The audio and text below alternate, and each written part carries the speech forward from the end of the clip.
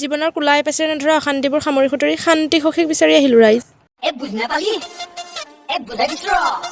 City বাছত মানুহ জপা দি 4জনী উঠা গাড়ীখনত 9জনী উঠি আহিছো ৰাইজ। স্বাস্থ্যৰ উন্নতি দেখি কোনোবাই আকৌ মোক ভীমৰ বংশধৰ বুলিছিল। মই বোলো তাৰে জ্বলন্ত উদাহৰণ দি দিওঁ। পানীৰ কেনটোকে দাঙি আনিলো বাপেক। সেই গাঁৱৰ গাভৰু কেইজনে মিলি গাঁৱতে জেং বিহু মাৰিছিলো ৰাইজ। যিকেইটা মাননি পাইছিলো সেইকেইটাৰ এসাঁজ একেলগে খাওঁ বুলি ইয়ালৈ আহিলো। চাওকচোন পৰিৱেশটো ইমান ধুনীয়া।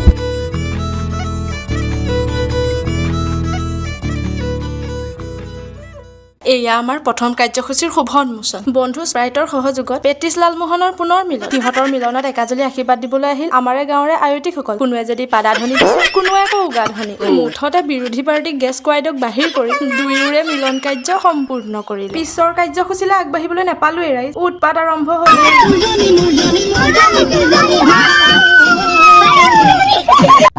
এয়া অসমৰ বিখ্যাত বাহনীধৰ তিৰোতা পিংকী দাস। আৰু এয়া ৱৰ্ল্ডৰ মিছ চিৰিয়াছ উপাধি পাবলৈ সক্ষম হোৱা নিশিতা দাস। ইহঁত কিজনী ঠেলা হেঁচা খাই খাই এইবাৰ বেচেৰা আলু পিয়াজ কেইটাৰো বস্ত্ৰ তোলন কাৰ্যটো সম্পূৰ্ণ। গোটেইকেইজনী ডাং কোব মাৰি ওলালে। বোলে ৰজাৰ ঘাটৰ পানীৰেহে ইহঁতক গা ধুৱাব।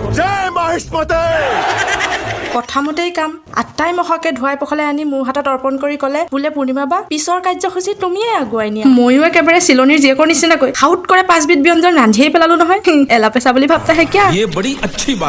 সন্মুখত বাঢ়ি লোৱাৰ পিছত আৰু ৰৈ থাকিব নোৱাৰি দেই ৰাইজ। এই হেতা কচলি অৰিয়াৰিবোৰ সোনকালে সমাপ্ত কৰি আমাৰ অন্নগ্ৰহণ কাৰ্যটো সম্পূৰ্ণ কৰিলো। কৈছিলো নহয় ভীমৰ বংশধৰ।